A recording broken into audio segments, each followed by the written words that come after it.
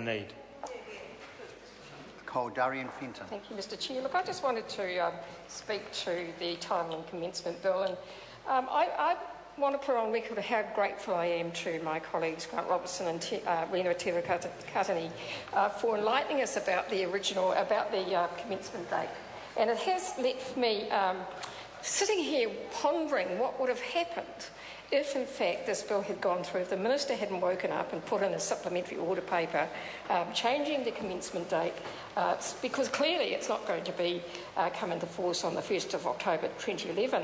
And I do note that the original bill would have sufficed, and I'm not really sure why the Select Committee changed it, although I'm sure there's an explanation somewhere. The original bill said in Clause 2 that the Act comes into force on a date to be appointed by the Governor-General by Order in Council, and one or more Orders in Council may be appointing different dates for different provisions and different purposes. But, so that would have sufficed. That would have got the Minister off the hook. But the Select Committee made a recommendation that it commenced on the 1st of November 2011, and he's had to wake his ideas up and bring in a supplementary order paper to this House. I was also interested in why this bill, the history of this bill, and why we are debating such a bill on the second day before the House rises for Christmas.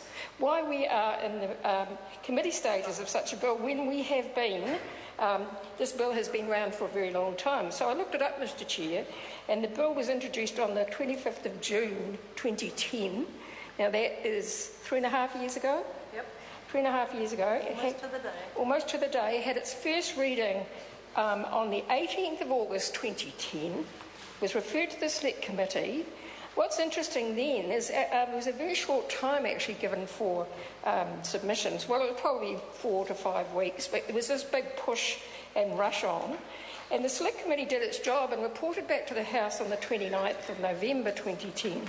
And the second reading was on the 25th of May 2012. Now, here we are, as I said, right on the border of 2014, and we have this bill going through with amendments from the Minister, because the bill should have actually been starting 2 years ago and clearly hasn't.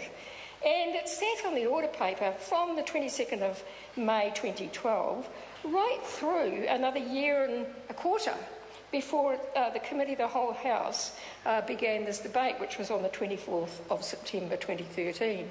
And again, it languished for another 3 months until the 3rd of the 12th, 13, when the committee stages started again. And today, which is what's the date today? 10. Yeah, so another 10 days before we managed to almost conclude the committee stages of this bill. So it is bemusing, Mr Chair, that we have these bills brought to us, and I think the next one will be in the same, actually have the same kind of history, and I'll be happy to talk about that as well. The same kind of history where we have this sort of languid government that introduces things in a great hurry and has to have them happen, leaves an organisation like the Arts Council or Creative New Zealand in a void for 2 or 3 years, not really knowing what's going to happen. Funding is dependent on it. People's jobs are dependent on it. People who are representative on Te Wakatoi and the Pacific Arts Council also will have been languishing and wondering when this is going to happen, and trying to carry on as best they can in the meantime. Not to mention, of course, all the community arts organisations who will have known that this is hanging out there, that this has been here since 2010, that there's going to be a big change, wondering, as they do already, how their funding is going to work out, whether they're going to get enough funding, whether there's going to be more cuts, as there have indeed been under this government, and whether the arts is going to continue to be a low priority, the low priority that this government has made it. Thank you, Mr Chair. Members, we come to the vote on the clauses. The question is, at Clause 1 stand part. Those of that opinion will say aye. To the contrary, no. The ayes have it. Party votes called for. Ask the clerk for a party vote.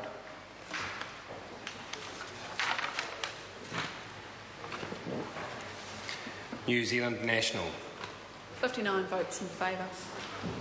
New Zealand Labour. 33 votes opposed. Green Party. 14 votes opposed. New Zealand First. 7 votes opposed. Māori Party. 3 votes in favour. Mana. 1 vote opposed. Act New Zealand. 1 in favour. United Future. 1 in favour. Brendan Horan. 1 in favour. Any other votes?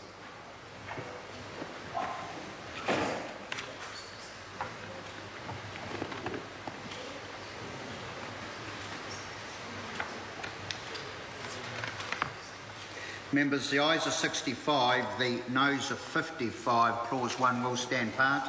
We now come to Clause 2, but first we have the Minister's amendment as set out on SOP number 258. The question is that the amendment be agreed to. Those of that opinion will say aye. To the contrary, no. The ayes have it. A vote, please, Mr. Party votes Chair. called for. Ask the clerk for a party vote. New Zealand National. 59 in favour. New Zealand Labour. 33 votes opposed. Green Party. 14 votes opposed. New Zealand First. 7 votes opposed. Māori Party. 3 votes in favour. Mana. 1 opposed.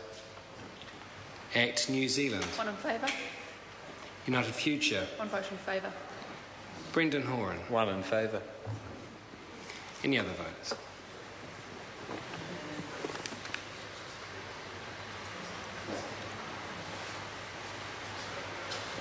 Members, the ayes are 65, the noes are 55. The amendment is agreed to. The question now is that Clause 2 is amended.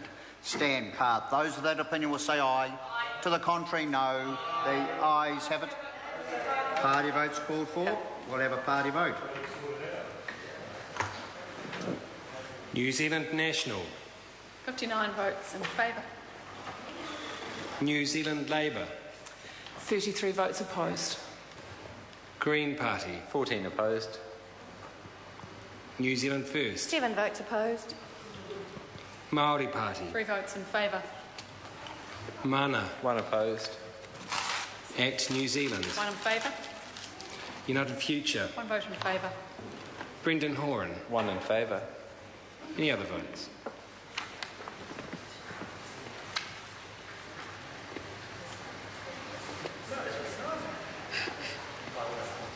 Members, the ayes are 65, the noes are 55. Clause 2, as amended, will stand part.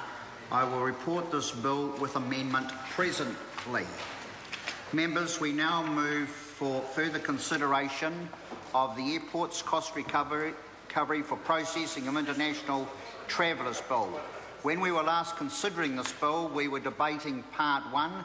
Reno Tirikatni had the call and has 2 minutes. You bet.